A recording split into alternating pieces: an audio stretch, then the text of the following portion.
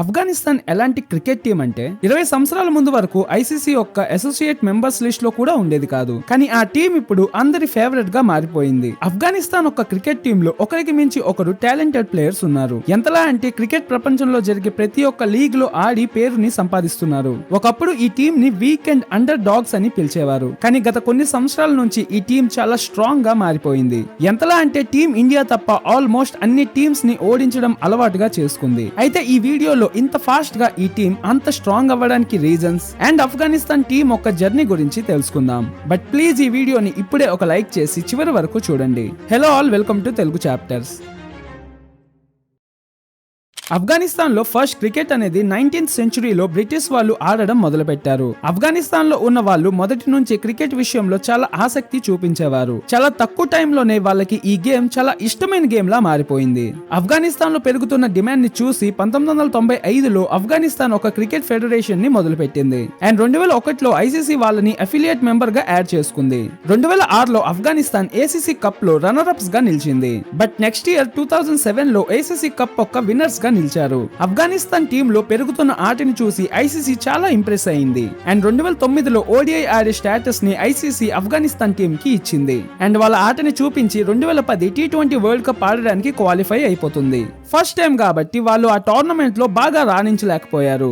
South Africa and ఇండియాతో ఓడిపోయి group stage నుంచి బయటికి వెళ్లిపోయారు. కానీ ఆఫ్ఘనిస్తాన్ టీం ఓటమిని చాలా బలంగా తీసుకున్నారు. 2011 వరల్డ్ కప్ జరిగినప్పుడు కొంచెంలో క్వాలిఫై అవ్వలేదు. కానీ 2012లో టీం ఆఫ్ఘనిస్తాన్ పాకిస్తాన్ తో ఆడడానికి సిద్ధమైంది. అప్పట్లో పాకిస్తాన్ టీం చూసుకుంటే సోయిబ్ మలిక్, మిస్బా అలక్ అండ్ షాహిద్ అఫ్రిది లాంటి లెజెండ్స్ ఉండేవారు. ఆ మ్యాచ్ లో షాహిద్ అఫ్రిది 5 వికెట్స్ ని తీసి ఆఫ్ఘనిస్తాన్ టీం ఓటమిని చూసేలా చేశారు. కానీ ఒకే ఒక్క టోర్నమెంట్ ఆ టీం యొక్క అదృష్టాన్నే మార్చేసింది. అదే 2013లో జరిగిన ICC world cricket league championship. ఏ టీం అయితే టాప్ 2 లో ఉంటాయో వాళ్ళు 2015 వరల్డ్ కప్ ఆడే ఛాన్స్ ఉంటుంది. అండ్ ఆ టోర్నమెంట్ లో ఆఫ్ఘనిస్తాన్ సెకండ్ వచ్చి 2015 వరల్డ్ కప్ ఆడడానికి సిద్ధమైంది. ఆ టోర్నమెంట్ లో కూడా వాళ్ళ పర్ఫార్మెన్స్ బిలో యావరేజ్ గానే ఉండేది. 2016 వచ్చేసరికి ఆఫ్ఘనిస్తాన్ టీం కి ఒక సక్సెస్ఫుల్ ఇయర్ అని చెప్పొచ్చు. ఎందుకంటే 2016లో జరిగిన T20 వరల్డ్ కప్ ఆడి 3 మ్యాచెస్ గెలిచి టాప్ 10 కి వెళ్తుంది.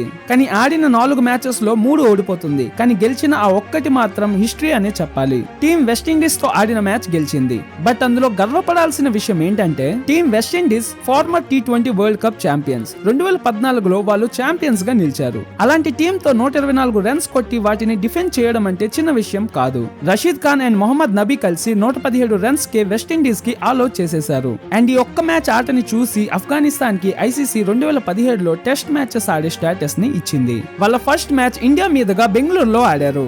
ఇండియా గెలిచింది. బట్ ఆఫ్ఘనిస్తాన్ ఓడిపోయిన వాళ్ళ అసలైన ట్రాన్సిషన్ అక్కడి నుంచే మొదలైంది. 2018లో ఆఫ్ఘనిస్తాన్ ఒక under-19 team world cup semi-final వరకు వెళ్లారు. సెమీఫైనల్లో ఆస్ట్రేలియాతో ఓడిపోయింది. కానీ ఆఫ్ఘనిస్తాన్ టీం కి చాలా మంది యంగ్ ప్లేయర్స్ దొరికారు. Like Rahmanullah Gurbaz, Mujeebur Rahman, Naveen ul Haq and Azmatullah Omarzai. 2019, 2021 and 2022 అన్ని వరల్డ్ కప్స్ లో బిలో యావరేజ్ గానే రాణించారు. బట్ 2023 ఓడిఐ వరల్డ్ కప్ రానే వచ్చింది. అసలు 0 ఎక్స్పెక్టేషన్స్ ఉన్న టీం లా ఆఫ్ఘనిస్తాన్ వచ్చింది. కానీ ఎవరు ఊహించలేనిది జరిగింది. ఫార్మర్ వరల్డ్ కప్ ఛాంపియన్స్ అయిన ఇంగ్లాండ్ టీం ని ఓడించింది. అండ్ వాళ్ళ విన్నింగ్ స్ట్రీక్ ని Pakistan, Sri Lanka and Netherlands team ని ఓడించి దూసుకుపోయింది. అదే కాకుండా ఆల్మోస్ట్ ఆస్ట్రేలియా టీం ని ఓడించే వరకు వెళ్లారు. ఆ వరల్డ్ కప్ లో చూసుకుంటే వాళ్ళ పర్ఫార్మెన్స్ చాలా బెటర్ గా ఉండింది. ఆడిన 9 మ్యాచెస్ లో 4 మ్యాచెస్ గెలిచి 6th నెంబర్ లో వాళ్ళ క్యాంపెయిన్ ని ఫినిష్ చేసింది. దానివల్లే క్రికెట్ హిస్టరీలో ఫస్ట్ టైం 2025 ఛాంపియన్స్ ట్రోఫీలో అడుగుపెట్టారు. ప్రతి టీం యొక్క సక్సెస్ వెనక కొంతమంది కీ ప్లేయర్స్ ఎప్పుడు బలంగా నిలబడతారు.